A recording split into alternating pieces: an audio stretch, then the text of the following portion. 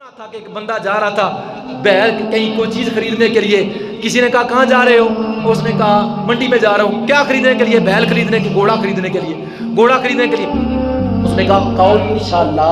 اس نے کہا انشاءاللہ کہنے کی کیا مقصد؟ یہ آپ نے سنا ہے کئی مرتبہ انشاءاللہ کہنے کا کیا مقصد؟ پیسے میرے پاس ہے, گھوڑا منڈی میں موجود ہے, جا کر سودا کروں گا, گھوڑا لے آؤں گا. انشاءاللہ کہنے کی کیا ضرورت ہے؟ جب وہ گیا نا, یعنی انشاءاللہ کا انکار کر دیا, اللہ کی قدرت کا انکار, اللہ کی نعمتوں کا انکار, اللہ کی ذات کا انکار. ہمارا حال یہ ہوتا ہے کہ کوئی 2,00,000 روپیہ تنخواہ جو ہے لینا تو اس کی جناب باتیں ہوا سے آسمانوں پر ہو جاتی ہے. وہ کسی غریب کو غریب نہیں سمجھتا, اور دنیا کو نہیں سمجھتا, اور دین کو نہیں سمجھتا, اپنے جو ہے رشتہ داروں کو نہیں سمجھتا, اپنے حوال سے بھی بے خبر ہو جاتا ہے, یعنی اتنا غفلت میں ہو جاتا ہے. اس نے انشاءاللہ کہنا چھوڑ دیا. جب گیا نا کہنا پہلے گھوڑا بعد میں خرید لوں, پہلے کھانا کھا لوں. ہوٹل میں داخل ہوا, کھانا جناب کھایا, پیسے دیے, اور جناب والا اس کے بعد بٹوا جیب میں ڈالا. آرام سے بٹوا کسی نے نکال لیا, چور نے بٹوا نکال لیا. اب چلا گیا منڈی میں. منڈی میں کیا جناب والا گھوڑے کا سودا ہوا, سودا ہو گیا, طے ہو گیا. طے ہونے کے بعد جیب میں ہاتھ ڈالا, ہاتھ نیچے چلا گیا. اب ایسے دیکھنے لگا کیا ہو گیا, عقل جو ہے ٹھکانے پر آ گئی, یہ کیا ہو گیا. اب جناب والا ذلیل اور رسوا ہو کر جب واپس ہوا تو وہی شخص رستے میں مل گیا جس نے کہا انشاءاللہ کہنا.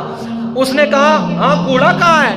گھوڑا خریدنے کے لیے گئے تھے, گھوڑا کہاں ہے؟ اس نے کہا اصل بات یہ ہے کہ میں انشاءاللہ آپ سے ادھر نکلا, انشاءاللہ میں نے کہا کھانا کھا لوں پہلے, انشاءاللہ میں نے کھانا جناب رکھایا, انشاءاللہ میں نے پھر ہوٹل والے کو پیسے دیے, انشاءاللہ میں نے جناب پھر منڈی کا رخ کیا, انشاءاللہ میں پھر جناب وہاں پہنچا, انشاءاللہ میں جناب کے گھوڑے کے سودا کیا, انشاءاللہ پھر سودا ہو گیا, انشاءاللہ لفظ لفظ پر انشاءاللہ انشاءاللہ انشاءاللہ انشاءاللہ. جب میں نے ہاتھ ڈالا پیسے نہیں تھے. اس نے کہا کروڑ مرتبہ بھی اب انشاءاللہ کہے, اب فائدہ نہیں دے گی.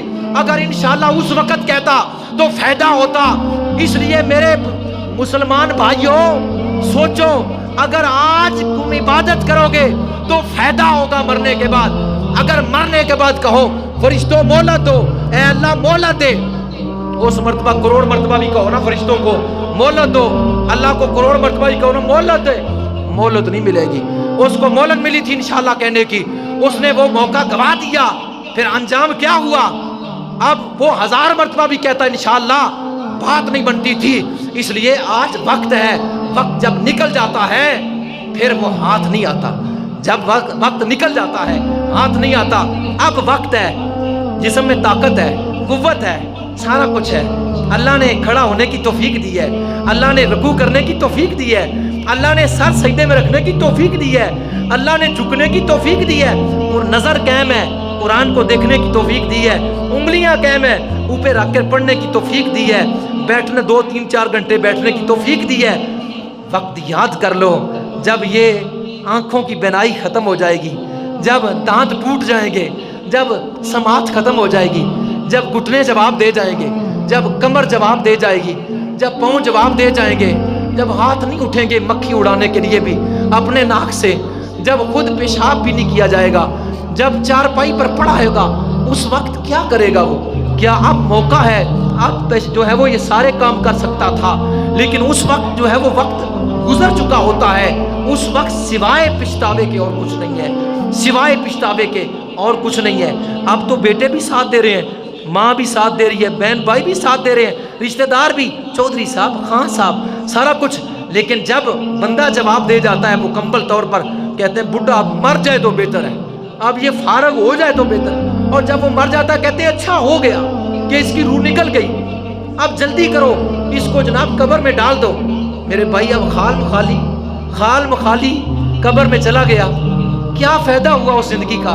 کیوں نہیں سوچا تو نے اپنی زندگی کا مقصد حیات؟ اب خالی چلا گیا ہے. وہ جائیداد جو ہے وہ واپس وہ لوگ لے گئے, وہ پیسے لوگ لے گئے, وہ تیری ہر شے لوگوں نے اتار لی, وارثوں نے اتار لی, وہ ساری قیمتی چیزیں تیری گئی, اور تیرے پاس تو کچھ بھی نہیں ہے. اگر تیرے پاس عمل ہوتے قرآن کی صورت میں, نماز کی صورت میں, صدقات کی صورت میں, نیکیوں کی صورت میں, آج تو خالی نہ ہوتا, آج تو خالی نہ ہوتا, آج تو بھرا ہوا ہوتا, تجھے کسی وارث کی پرواہ نہ ہوتی.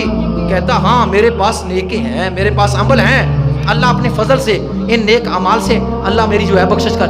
لیکن خال مخالی چلے گئے, پھر پچھتاؤ گے جب وقت نکل گیا.